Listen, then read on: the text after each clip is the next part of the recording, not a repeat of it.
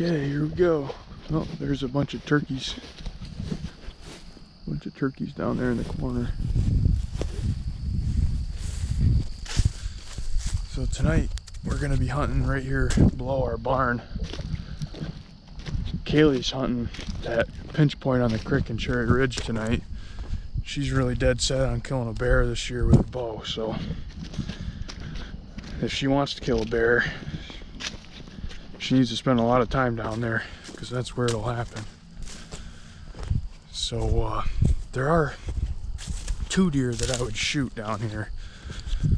One of them I call HLB, which is a name that my neighbor Carl gave him last year.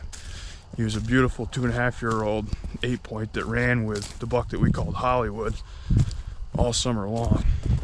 And this year, as a 3.5-year-old, he really exploded. It's a really nice deer. Really, you know, if somehow he could make it and live this year, it would be a real nice buck next year. But, you know, who knows? It's a deer that you couldn't let walk by. It's probably 130 inches, I bet. Really nice deer. And the real trophy down here, believe it or not, is a 6-point. It's a deer that I've watched for at least 5 years now. It's an extremely old buck. I figure him to be 7.5 years old. I've got his sheds for multiple years now, and that deer's been down in here. Both the deer I haven't got really hardly any pictures of since the corn got chopped, so the likelihood of us seeing one of them deer is slim to none. They've got everything they need in the creek bottom on Carl's. Carl's got just an absolute awesome setup down there. He's got probably 4 acres of food plots down there that look like they should be on a stinking magazine cover. You know, he's got all the bedding, no pressure. He's got everything you need to hold big deer down there. So they don't really have any reason to be up here. The time of year I will have a chance at one of those deer is during the rut when they're chasing. But where they're at now is a good place for them. So we're gonna sit up here and see what happens. I did a lot of rambling.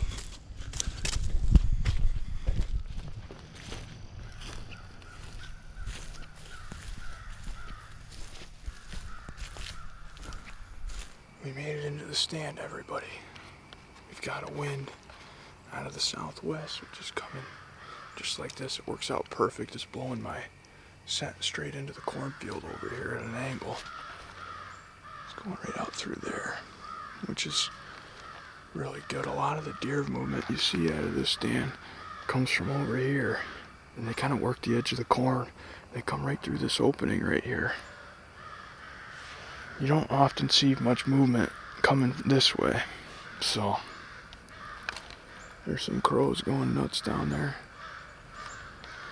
We've actually got a cold front moving in tonight and tomorrow, and I'm looking forward to this weekend. We should get some pretty decent October deer movement with that cold front that's pushing in. There's going to be highs in the 40s, which is huge. Whenever you get one of these, you know, big cold fronts in October, deer get up and move way earlier than they should.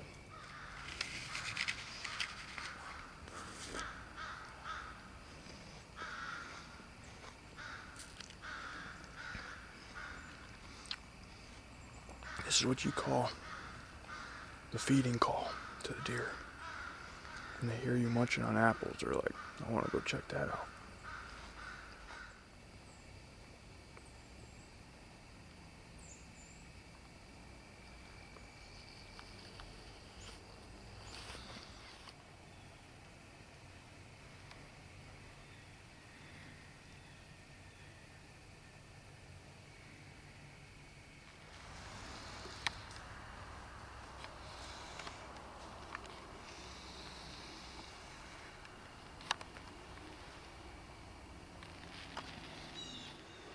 Just had two big doe come up right behind me and win me somehow.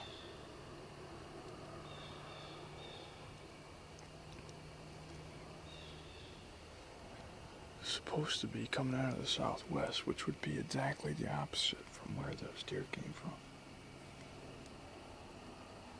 She winded me.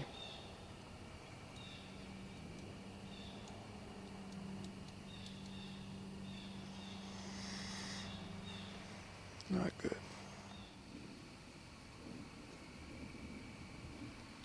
Just noticed there's a deer bedded down out on the edge of the corn.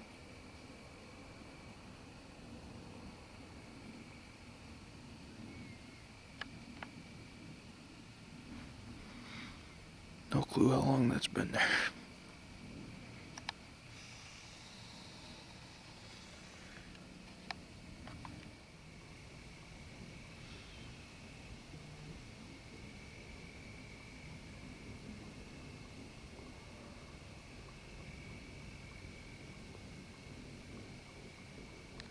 I'm extremely perplexed by this wind tonight. This wind is coming straight out of the northeast right now. Everything I look at says it's coming out of the southwest, southwest. It is not. Not even close. I don't even get it. I should have left when I got down here and, kind of felt what the wind was doing. Every deer that comes out here comes from right behind me. So I need a south or a southwest wind to blow my scent out into this field. Instead, it's blowing right into them, which is why I'm getting winded by everything that's coming out here. It's extremely frustrating.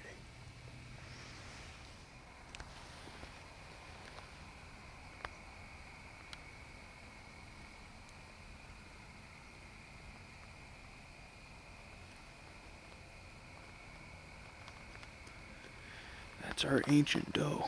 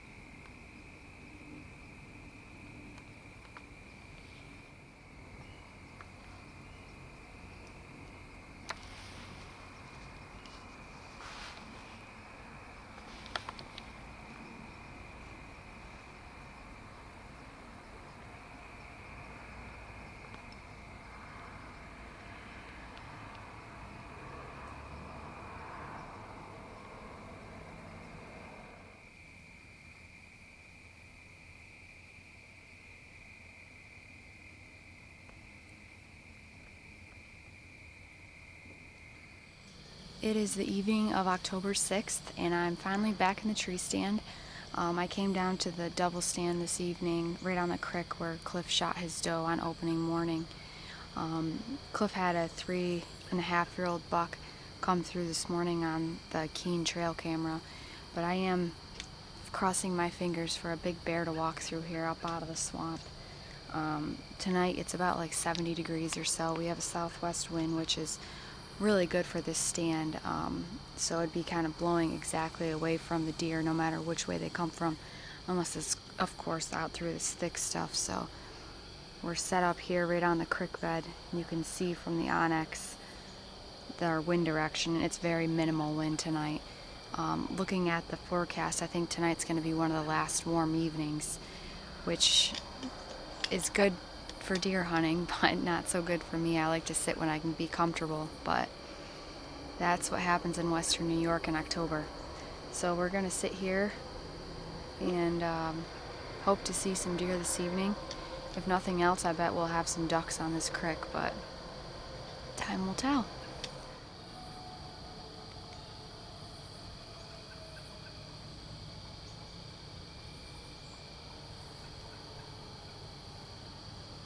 So it looks like tonight my furthest shot, if a buck or a bear come through here, is going to be about 30 yards.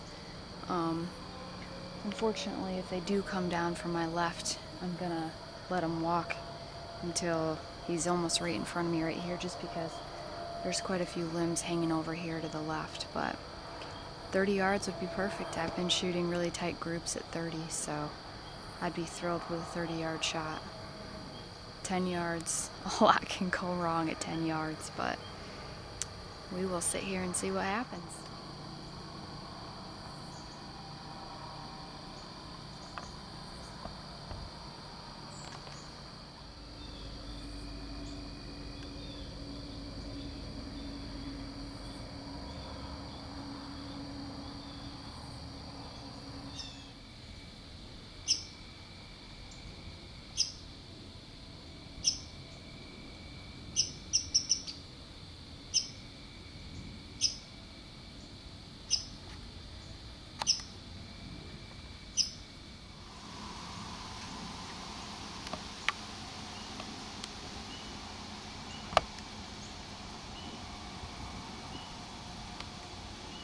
We made it back to the car, and as you see, that was a complete skunk job on the evening. All I saw was that little pesky chipmunk, a wood duck, and a ton of mosquitoes. I really wish I would have brought my thermocell tonight, but lesson learned. Hopefully Cliff had better luck than we did tonight, but we'll head back to the house and see what he ended up seeing for the